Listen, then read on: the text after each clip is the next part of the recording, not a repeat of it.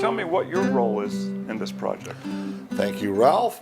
I am the person fortunate enough to portray Count Augustin Haraszti, the Hungarian who founded Buena Vista Winery in Sonoma, and I'm also a history person, and so I was the human who created the verbiage and acquired the photographs that together comprise the history gallery portion of the 1881 Historic Wine Museum and Tasting Room here next to the Oakville grocery.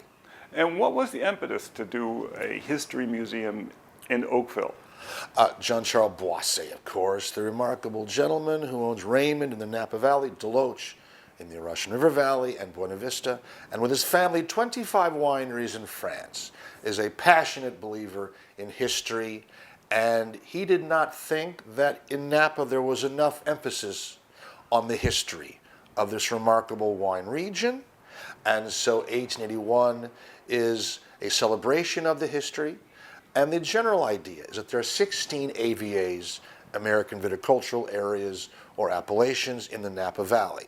So here at 1881, you can taste wine made from each appellation. And when you visit the tasting room portion, we have glass urns with representative soil and dirt and earth and rocks of each AVA. And we have Cabernet made from each AVA. We have topographic maps. You can look at where the AVA is. You can think about the difference in soil and weather that makes each a distinct AVA. And then here in the history portion of 1881, we have the story of each AVA. Why was it named Wild Horse Valley? Why is it called Calistoga? And so my task was to create an accounting of each of these, and history is full of stories. So to take the stories and then create a comprehensive framework that they hang off of, and thus the History Gallery in 1881. How long did it take you to put this together? It took about 5 months for me to do this, and it was a fascinating and pleasant experience. I love history, and I love stories, and there are many, many remarkable stories on the walls of 1881. Well, if I'm correct, the Oakville Grocery is the longest continuously operated store in California, which is quite a remarkable thing for such a little town. Indeed, Ralph, I completely agree. And in the words of Jean-Charles Boisset himself, we are right here on the Champs-Élysées of the Napa Valley, with Tokelon across the street. In the backyard, we have Opus One. And as you walk into the Oakville Grocery in 1881, you see Mount St. Helena in the distance. It is a wonderful place to be and to celebrate history. What was your process in putting this together? I mean, putting museums together is a complicated process, and yet you were working basically from scratch. Various history books, and my own knowledge of Napa history. I have been involved in the history of both Napa and Sonoma since 2001, and had my favorites already. A lot of time spent in libraries, and of course online now you can get a lot of stuff. That's certainly true. It's very fascinating to go to the 12th or 13th page on a topic, and you'll find something. It's like searching for gold, really. Something you didn't know. Way in the distance, and this future is incredible in that way. Finding out information. Well, it's also, for each one of the AVAs, you have an interesting story about that AVA. Yeah. And that took some digging. Well, the tricky part was choosing a date and a beginning for the AVA. The most important person to the AVA. Who would that be? David Hudson is featured on our walls because he was the first person to plant grapes in the St. Helena AVA, what became the AVA. Of course, AVAs are a modern notion. So he was the first person to plant grapes within the city of St. Helena. a gold miner and an exciting individual. Grizzly bears were a terrible problem, Ralph. Oh, And David Hudson in his diary describes how grizzly bears were so common when he and his fellow immigrants from the settled United States came to California. They built enclosures up on the tops of oak trees and lived in them virtually day and night, and tents below. But there was nothing they could do about the grizzly bears other than try to, make them go away as quickly as possible. George Yount, who received a land grant from his friend General Vallejo after putting wooden tiles on his roof in Sonoma, described in one horseback ride from Sonoma over the Maya Common to Napa, seeing over 40 grizzly bears in a single 4 or 5 hour ride. oh my gosh. You never went up into the hills without dogs, because the last thing you wanted to do was to be surprised by a grizzly bear. Right. And so the dogs would make sure that wouldn't happen. The Yes. dogs would be, 20 dogs would be around you. So you would not come across, say, God forbid, some bear cubs Yes. without their mother, because worst. their mother's right around the corner, as happened to Hooker. He was hunting with an Indian guide, Joseph Hooker, when he was living in Sonoma in the early 1850s, middle 1850s, and he was hunting not for grizzly bear, but he saw 2 little cinnamon cubs in a clearing. He'd put his rifle down, and in fact, the Indian said, "Let's go," and Hooker said no. The Indian said, "Goodbye," and exited stage right. A few seconds later, the female grizzly bear attacked Joseph Hooker. This is a true story, and a huge grizzly attacked Joseph Hooker. His rifle was against a tree, but he did have a Bowie knife strapped to his leg, and he was so physically adroit, he was able to avoid the talons and claws of the grizzly and put the Bowie knife into the heart of the bear, killing her on the spot and saving his life. Yes. Amazing. And a pair of boots was made from that bear, and you can see those boots at the Depot Park Museum in the town of Sonoma as part of the Sonoma Historical Society, and those boots were worn by Ulysses S. Grant at a costume party in San Francisco in 1852. Amazing. Amazing. That's a cool story. Yes. Well, Hooker and Grant would have both been graduates, I guess, of West Point. Of course, and this is all a part of the Mexican-American War, 1846 to 48, and they all served down in Mexico. Many of them came up to California. Grant, of course, ended up a junior officer in Humboldt County, where he fell into a Great Depression, and in fact was offered the choice of court-martial or resigning his commission because of his incipient and uncontrollable alcohol use. Huh? And he did resign then from the Army, ended up in Galen, Illinois, working for his father-in-law, and when the Civil War came, then he was transformed into the savior of America. We feature Rosalia Vallejo Lease, who was the young lady who met Jacob Lease at a party in San Francisco. We feature her. They went on to have 7 children and a remarkable character, General Vallejo's sister. We have a Vorby lady on, you're mentioning, a picture of her in a carriage. So I thank you. I've done my best to tell the story. As you go up the stairs, you'll see a photograph of the woman who married Jacob Lease, Eliza.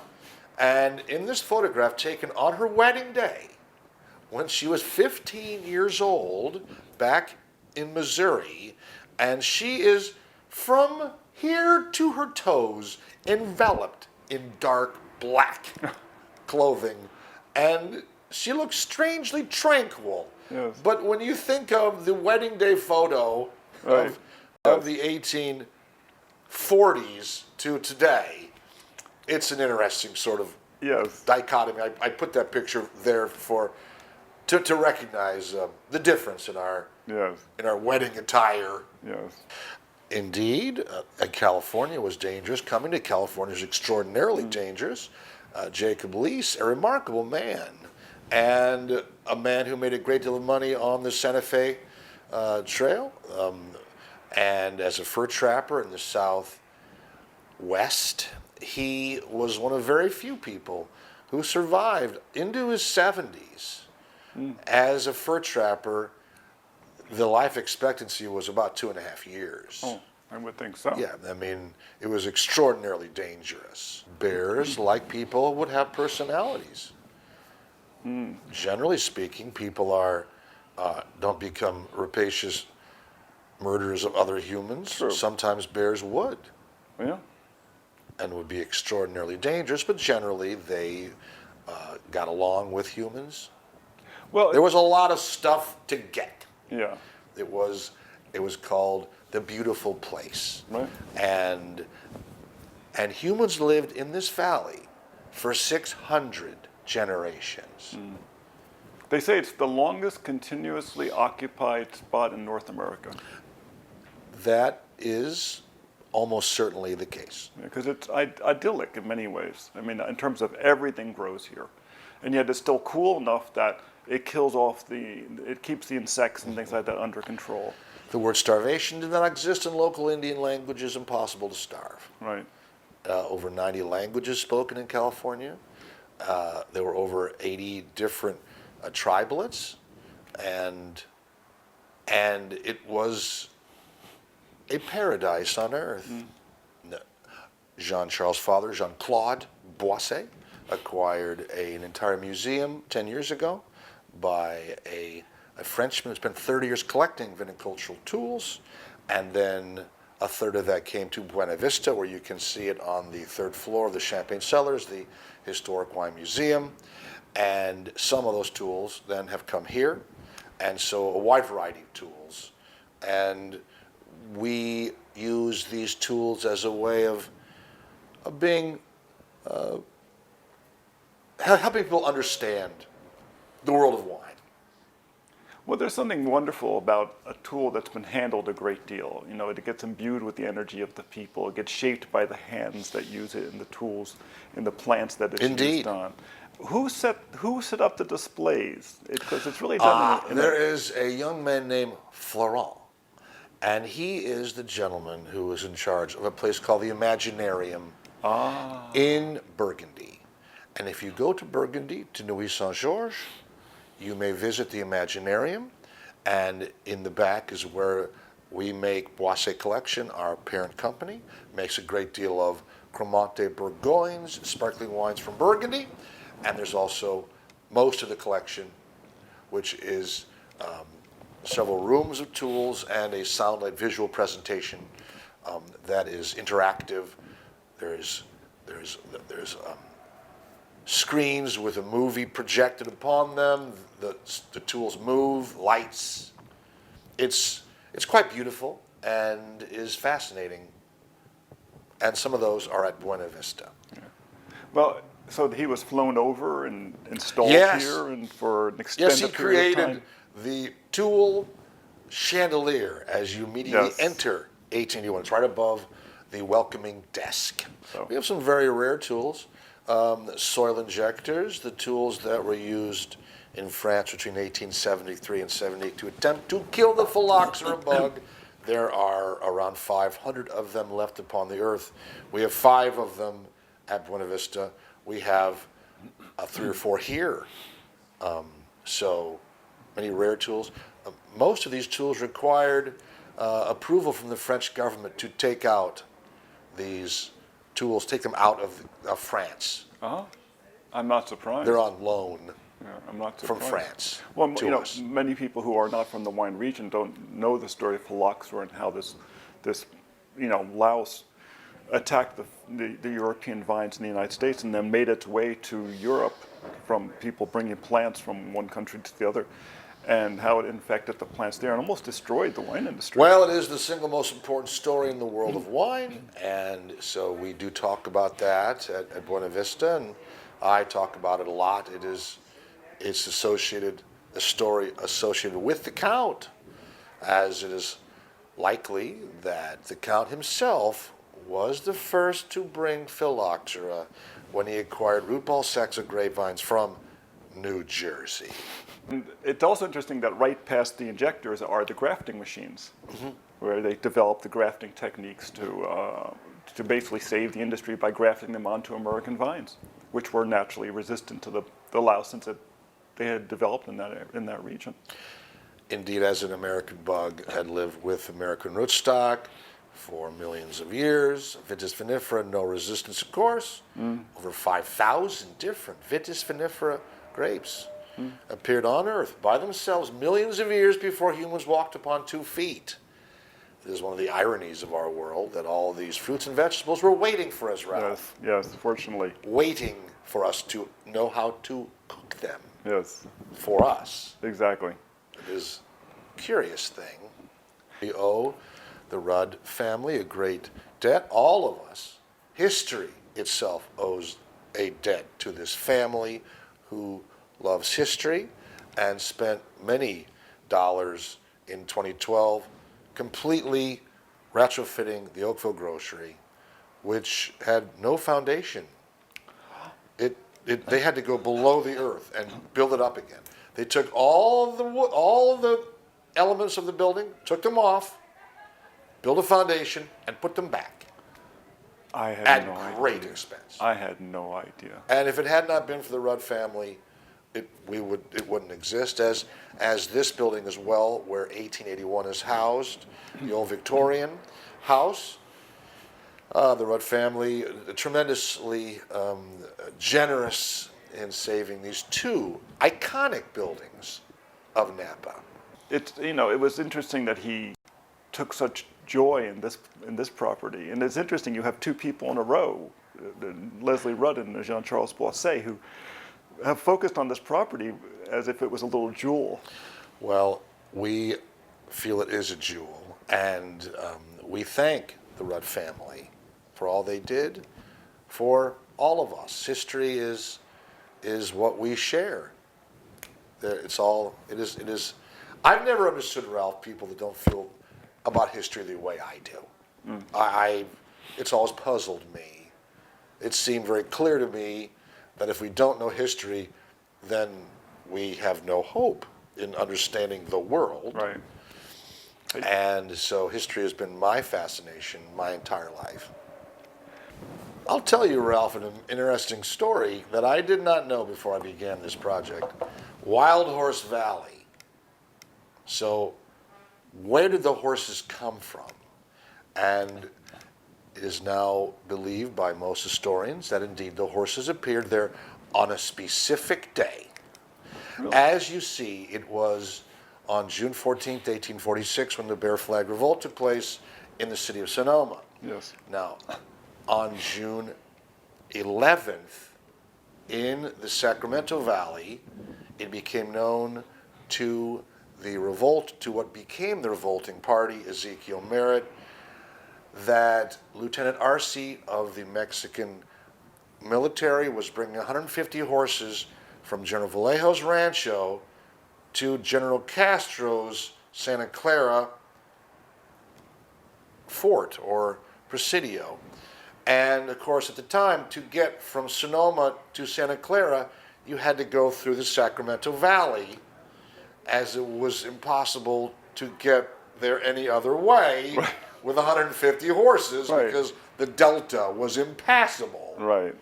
And so Lieutenant Arce was surprised by Ezekiel Merritt and 5 other revolters, and they stole the horses.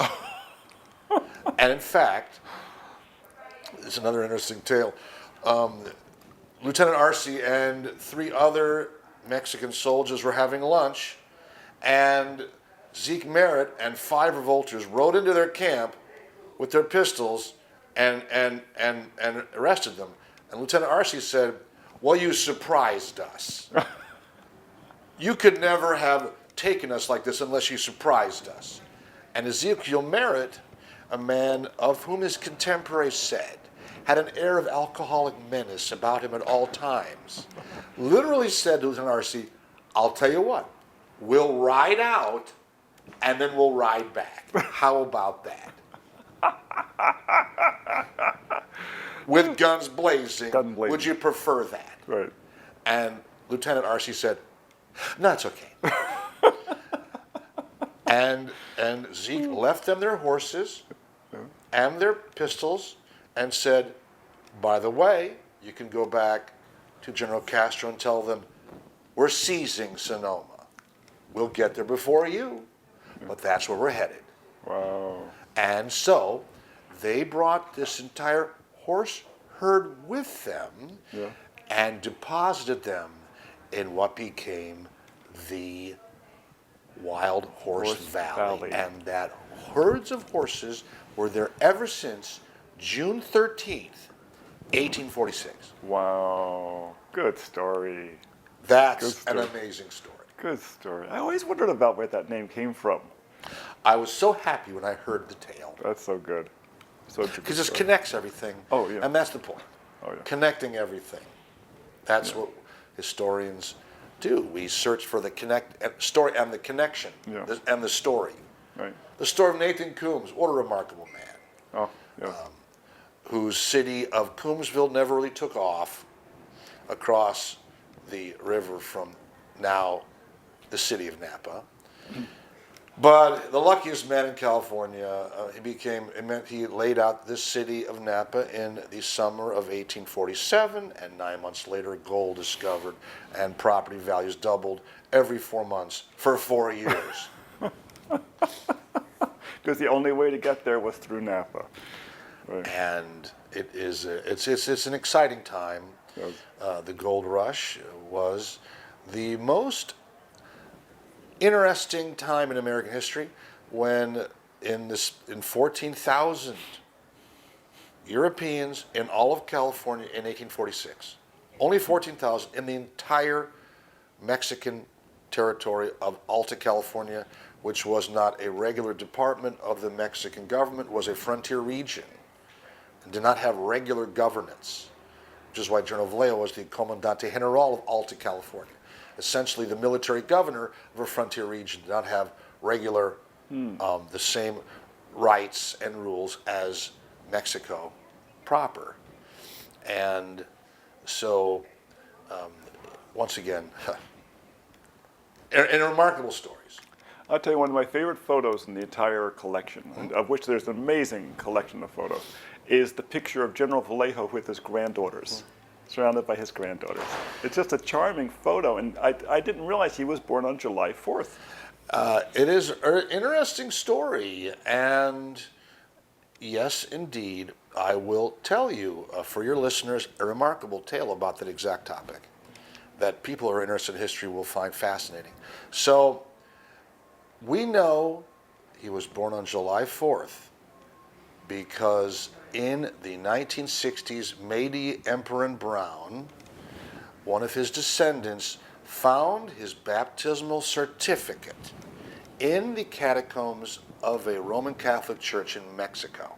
It had somehow gone from Monterey down to the repository, and it said, Mariano Vallejo, born on July 4th. Now, the curious thing is that on the general's tomb in the city of Sonoma, Mountainside Cemetery, it says July 7th, 1808.